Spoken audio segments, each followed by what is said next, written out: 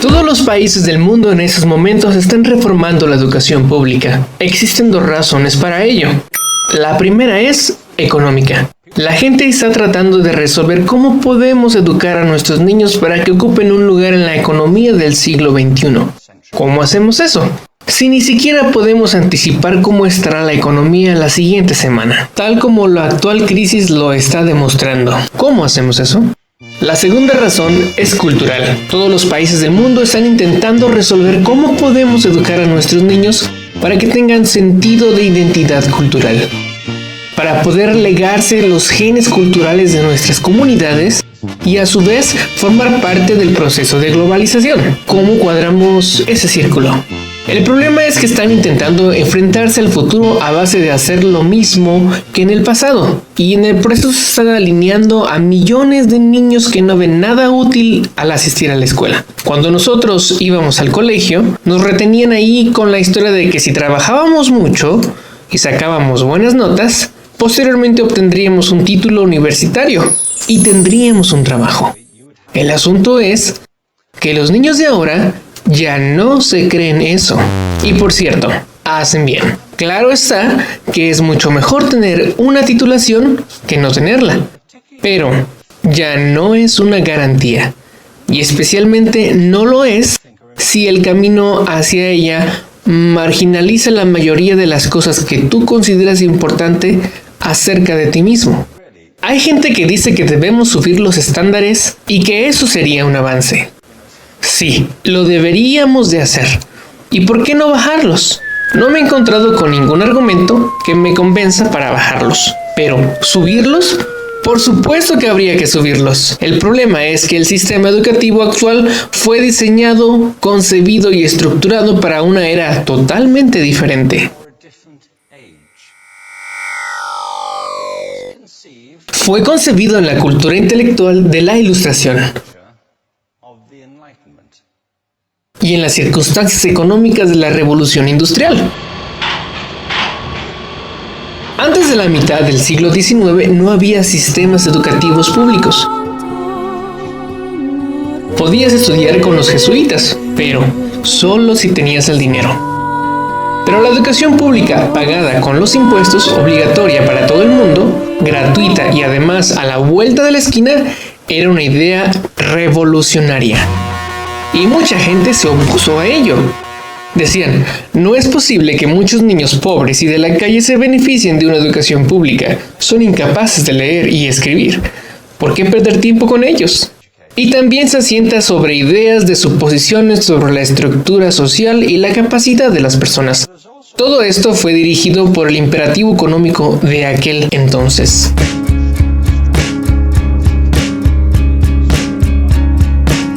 Pero a lo largo de todo ello se infiltró el modelo intelectual de la mente, el cual era esencialmente la idea que la Ilustración tenía sobre la inteligencia. La auténtica inteligencia consistía en cierta capacidad para el razonamiento de cultivo y un conocimiento amplio de la cultura clásica.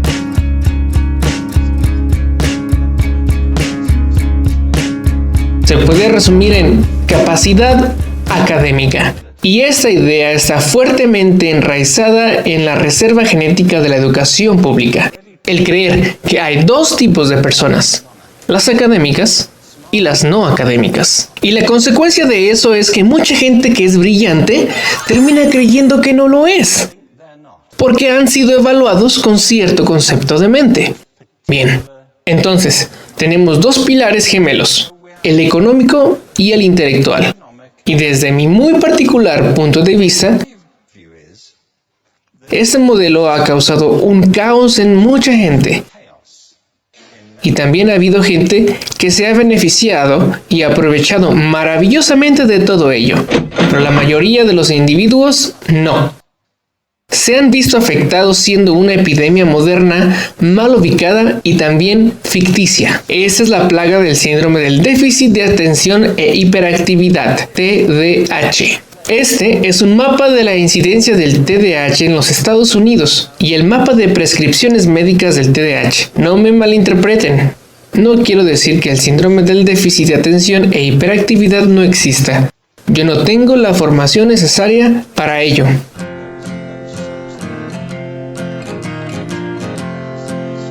Sé que la amplia mayoría de psicólogos y pediatras creen que sí.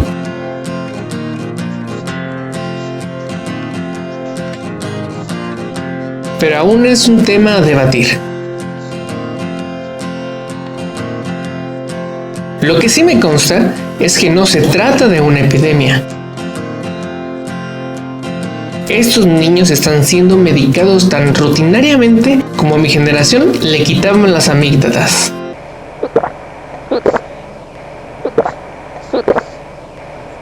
Por los mismos motivos caprichosos y por la misma razón, la moda de la medicina.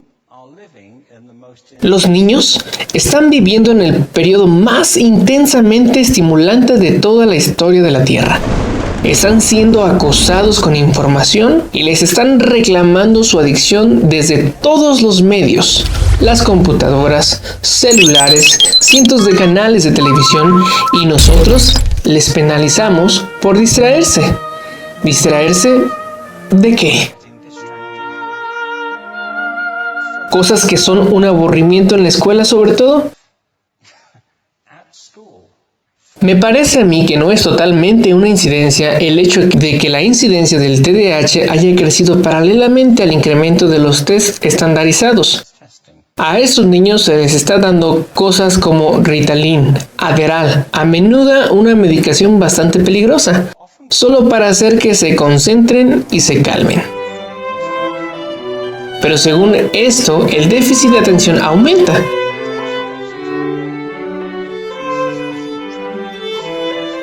Al ir al este de este país, la gente empieza a perder interés en Oklahoma. Ya casi no pueden pensar en Arkansas. Y para cuando lleguen a Washington, lo han perdido completamente. Ya hay distintas razones para ello. Es una epidemia ficticia. Si lo piensas, las artes, y no voy a decir que sea exclusivo de las artes, pero que también es cierto para las ciencias y las matemáticas, pero permítanme hablar en particular de las artes, porque ellas son víctimas de esta mentalidad en especial. Las artes tratan especialmente la idea de una experiencia estética. Y una experiencia estética es una en la que tus sentidos están funcionando a su máxima capacidad.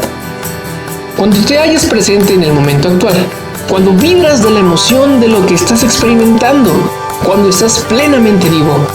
Y la aestética es cuando cierras tus sentidos y te atontas ante lo que está sucediendo, y muchos de estos medicamentos hacen eso. Estamos haciendo pasar a nuestros hijos por el sistema educativo a base de anestesiarlos, y yo creo que deberíamos estar haciendo exactamente lo contrario. No deberíamos de adormilarlos, sino todo lo contrario, despertarlos para que vean lo que sucede en su interior. Pero el modelo que tenemos es este. Creo que tenemos un sistema educativo moderado, del interés de la industria a su imagen y a su semejanza. Les daré un par de ejemplos. Las escuelas aún están organizadas como si fueran fábricas. Tienen timbres que suenan, instalaciones separadas, están especializadas por asignatura. Aún educamos a los niños por lotes. Les hacemos pasar por el sistema de acuerdo a su grupo de edad. ¿Por qué hacemos eso? Porque suponemos que lo más importante que los niños tienen en común es su edad. Pareciera como si lo más importante de ellos fuera su fecha de fabricación. Bueno, yo conozco a niños que son mucho mejores que otros niños de su edad, en diferentes disciplinas o en diferentes momentos del día, o que son mejores en grupos pequeños o en grupos grandes, o que simplemente trabajan mejor solos. Si te interesa el modelo de aprendizaje, no puedes empezar con esta mentalidad y caer en el montaje. Se trata esencialmente de una conformidad. Cuando ves el incremento de los exámenes estandarizados y de los currículos estandarizados, todo se basa en la estandarización. Yo creo que tenemos que ir precisamente en la dirección opuesta. Eso es lo que digo precisamente cuando digo cambiar el paradigma. Hay un estudio estupendo que se ha hecho recientemente acerca del pensamiento divergente. Este pensamiento divergente no es lo mismo que la creatividad. Yo defino la creatividad como el proceso de tener ideas originales, que tengan valor, y el pensamiento divergente no es sinónimo de creatividad, pero es un componente esencial de la misma. Es la capacidad de ver montones de respuestas posibles a una cuestión.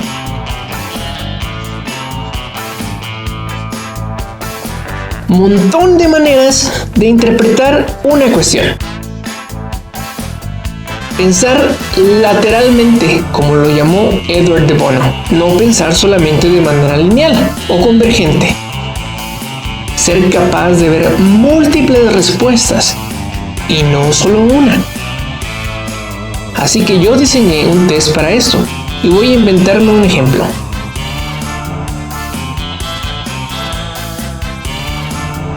A la gente se le puede preguntar ¿cuántos usos le daría usted a un clip? A la mayoría se le ocurren unos 10 o 15. A la gente que le va bien se le pueden ocurrir unos 200. Y lo hacen porque preguntan. ¿El clip podría estar hecho de goma y medir unos 60 metros? ¿Tiene que ser un clip tal como lo conocemos? Bueno, pues diseñé el test y lo probé con 1500 personas en un libro titulado Más allá del punto de ruptura. Y en el protocolo del test, si superabas una puntuación determinada, te consideraba un genio del pensamiento divergente. Así que quiero decirles qué porcentaje de la gente que hizo el test salió como genio en un pensamiento divergente. Y les voy a decir una cosa más acerca de ello. Eran niños de jardín de infancia. Así que, ¿qué opinas? ¿Qué porcentaje de genios tenemos? 98%. La cuestión es de que era un estudio longitudinal. Así que los mismos niños volvieron a hacer el test 5 años después, en edades de entre 8 y 10 años. ¿Qué piensas que obtuvieron? Un 50%. Volvieron a hacerles el test de nuevo 5 años más tarde, cuando tenían entre 13 y 15 años de edad. Se observa aquí ya una tendencia con los años, ¿cierto? Bueno, esto nos indica algo interesante, porque se supone que tendría que ser al revés. No podrías imaginarlo de otra manera, ¿cierto? Empiezas siendo no muy bueno y mejorarás a medida que te haces mayor. Pero eso demuestra dos cosas. Una es que todos nosotros tenemos esta capacidad. Y la otra es que esta capacidad se deteriora en general. Muchas cosas les han pasado a esos niños durante su crecimiento, pero yo estoy convencido que lo que más le ha influenciado es que a estas alturas ya han tenido una educación académica. Se han pasado 10 años en la escuela escuchando que solo hay una respuesta correcta. Está en la parte de atrás del libro, pero no la mires y no copies, porque eso es engañar. Fuera de las escuelas, a eso precisamente se le llama colaboración. Esto no sucede porque los docentes así lo quieran. Es simple y sencillamente porque sucede así, porque se halla en la reserva genética de la educación. Tenemos que pensar de forma diferente acerca de la educación humana. Tenemos que superar esta vieja idea acerca de lo académico y lo no académico, lo abstracto, lo teórico, lo vocacional, y empezar a verlo como lo que es, un mito. En segundo lugar, tengo que reconocer que la mayor parte de las veces, un buen aprendizaje se da en grupos y que la colaboración es lo que alimenta el crecimiento. Si atomizamos a las personas, las separamos y los juzgamos por separado, formamos una especie de desconexión de ellos y su ambiente de aprendizaje natural. Y en tercer lugar, un asunto importante es la cultura de nuestras instituciones, los hábitos de estas instituciones y los hábitats que ocupan.